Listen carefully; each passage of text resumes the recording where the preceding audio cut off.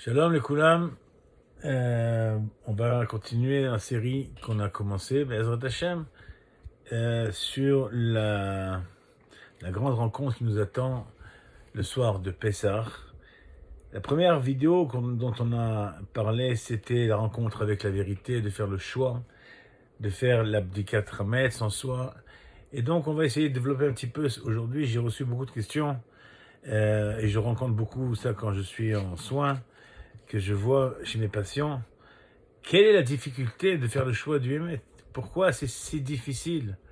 Pourquoi on n'arrive pas à faire le choix soi-même? En réalité, il faut comprendre une chose, c'est que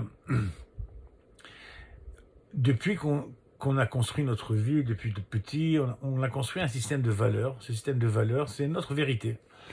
Vient du par l'éducation qu'on a reçue, de par les expériences de la vie, de par notre conjoint, de par ce qu'on a appris à l'école, le comportement de nos parents. Et donc, on a établi comme ça des repères. Et selon les croyances qu'on nous a aussi inculquées, selon le système de croyances qu'on a été, si on a été à l'école laïque ou si on a été dans une école talmudique, c'est deux mondes différents. Mais toujours est-il qu'on sort dans la vie, on va dire, avec un système de croyances. Et c'est ça notre vérité. Et c'est notre vérité. Par exemple, combien de fois j'ai entendu que pour les gens c'était difficile pour eux de respecter le Shabbat, parce que dans les centres commerciaux en France, par exemple, le meilleur jour c'était le samedi, et selon la vérité commerciale de tout le monde, il serait aberrant de ne pas travailler le samedi, puisque tout le chiffre d'affaires se réalise là-bas. Et donc, quand on vient avec un nouveau système de croyance, avec une nouvelle vérité, quand on va rencontrer le divin, et la vérité du divin est la vérité, et que tout d'un coup, dans cette vérité, on nous dit par exemple que le Shabbat, c'est la source de la bénédiction. Shabbat, Mekora Bracha, on est dans les Chadodi. Et donc, si tu veux gagner vraiment ta parnassa avec largesse et abondance, et bien sûr qu'évidemment, il faut que tu fermes ton magasin le samedi, le Shabbat. Et là commence le conflit. Là commence le conflit. Pourquoi? Parce que d'un côté, on a cette croyance qui est divine, cette vérité, mais ça ne colle pas avec notre système, ça ne colle pas avec ce qu'on a reçu, notre éducation. Et donc, le conflit s'installe, et à partir du moment où il y a conflit, alors il y a mal-être. C'est ça toute la source. Et dans tous les cas de figure que vous rencontrerez, dans des couples, dans l'éducation des enfants, non, c'est comme ça qu'il faut éduquer. Alors quoi, je ne dis rien, alors quoi, je laisse passer, et on fait tout un film. Et par exemple, dans le cas d'un couple, chacun a ses attentes, chacun a des espérances, chacun a sa vérité. Surtout si on veut reproduire le modèle parental, comment mon père se comportait avec ma mère, ou comment ma mère se comportait avec mon père. Et donc, on attend de son conjoint qui s'adapte à cette vérité. Mais en réalité, ce n'est que ta vérité, ce n'est que la vérité de chacun. Ce n'est pas la véritable vérité universelle. Et etc., etc. Et donc toute la source des conflits, elle est là. Et sortir de cette zone qu'on connaît bien, cette zone où on a nos certitudes, où on a nos attentes, où on a nos vérités. C'est comme ça que ça doit être. Et on nous l'a dit, répété, on l'a enseigné, etc., etc. Tout d'un coup, ça nous rassure d'être là-bas. Et que s'il faut faire un saut dans l'inconnu vers une nouvelle vérité, là ça pose problème. Là ça pose problème, et d'où la difficulté. Évidemment que les Bnei Israël en Égypte, ils n'étaient pas à ce point stupides de ne pas sortir, mais en même temps, ils avaient une sécurité. Tout le monde n'était pas esclave, tout le monde n'était pas, comme on voit dans le film. Beaucoup étaient installés, des notables, des bourgeois, et installés, travaillaient avec le palais. Donc ils avaient, et on voit ça aujourd'hui dans le monde actuel. Regardez ce qui se passe avec la Aliyah en Israël. Deux vérités qui s'opposent. D'un côté, on a une situation aussi belle ou horrible qu'elle soit, mais les gens n'arrivent pas. Des fois, tu dis à des personnes, je comprends pas, qu'est-ce qui te retient là-bas? Mais rien, ils ont un petit boulot, une petite sécurité, une petite retraite, travailler au SMIC, mais ils ont ça. Mais venir en Israël, par exemple, et parce que c'est une mitzvah, parce que c'est la vérité d'Hachem, de venir habiter en Israël. Et là, on a un problème. D'après la logique pure, ça marche pas. D'après la foi, peut-être. Et là, on a ce conflit qui arrive, et c'est ça qu'on va expliquer. Le conflit, en réalité, il est entre le système d'adopter la vérité divine, ça s'appelle la foi tout simplement. La Emouna, je préfère plutôt. Quand je dis Emouna, c'est pas la croyance en un Dieu qui existe, qui a créé le monde, ça tout le monde est d'accord.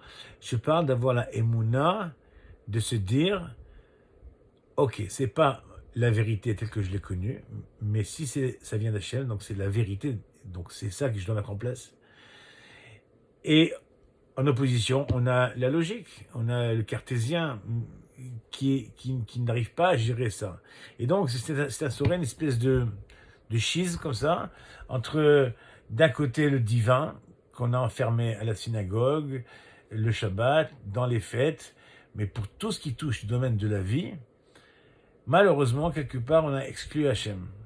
Et Hachem, maintenant, ta logique s'arrête à la porte de la synagogue. Maintenant, c'est moi qui prends le relais. Et c'est là la source de tous les conflits. Je vous assure que si quelqu'un comprenait que la vie est simple, la vie est belle, mais il suffit simplement d'adopter la bonne vérité et laisser faire, parce que ce sont deux logiques différentes, ce sont deux systèmes différents. D'un côté, c'est un système de causalité, de relation de cause à effet, de cause.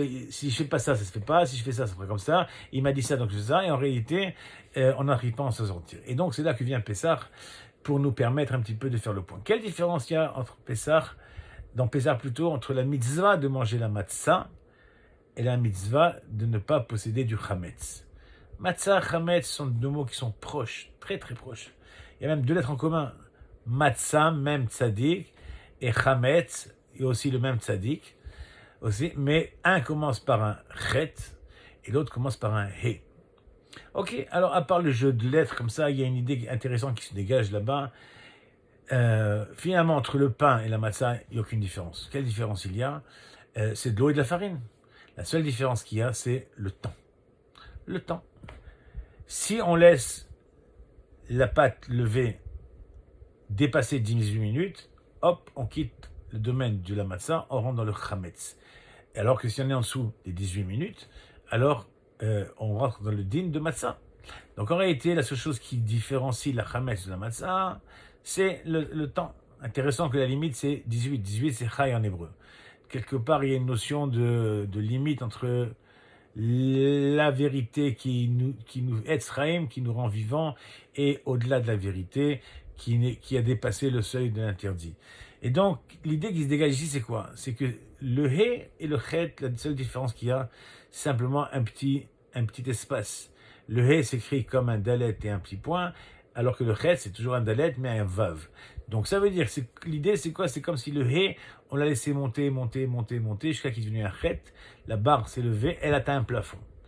Et donc, ça représente quoi ici? Ça représente le temps. Le temps, c'est quoi? C'est l'ego. C'est l'ego, c'est non, et je ne veux pardonne pas, et non, je ne suis pas prêt à abandonner, et non, c'est ma vérité, et puis il n'a qu'à faire comme ça, il n'a qu'à se comporter comme ça, etc., etc. D'où on le sait, c'est que regardez, dès que le he est devenu un chet, au lieu de rester en dernière position, comme matzah, même tzaddik, he, non. Le chet, il est hors de question qu'il reste à la fin, il passe devant. Je suis le premier, c'est moi qui compte, c'est ma vérité. Donc je deviens chametz. Et donc tout le combat qu'on a ici, c'est d'essayer de se dire, ok, je prends mon ego, et c'est ça le pharaon qui est en nous. Le pharaon, c'est celui qui nous donne des mauvais conseils, alors que la vie est tellement simple, de laisser tomber toutes ces rancœurs, de laisser tomber tous ces conflits qui, quand on creuse, il n'y a pas grand-chose. Mais malheureusement, lorsqu'on n'est pas capable de faire ce choix, alors ça peut entraîner des conflits, malheureusement, comme j'ai expliqué l'autre fois, des pathologies, des choses pas sympathiques. Contraire à la vie, on a dépassé le seuil de la vie, on rentre maintenant dans le domaine du moi, c'est l'ego, donc c'est moi qui décide. Donc voilà l'idée que je voulais développer aujourd'hui. Essayons de faire la chasse au chametz, c'est-à-dire à chasser notre ego, laissons la place à la matzah, et finalement quand on prend une pâte qui a levé plus de 18 minutes entre nous, essayez de la pétrir, qu'est-ce qui se passe? Elle redégonfle, ça veut dire quoi? Elle est pleine d'air, elle est pleine de gassout, elle est pleine d'orgueil, de gava et d'ego. Yeratson Be'at Hashem, qu'on comprenne la symbolique et qu'on se permette de chasser tout le Chametz cette année et qu'on mérite la Géoula, Bimera Biyamenu, à demain Be'azot Hashem.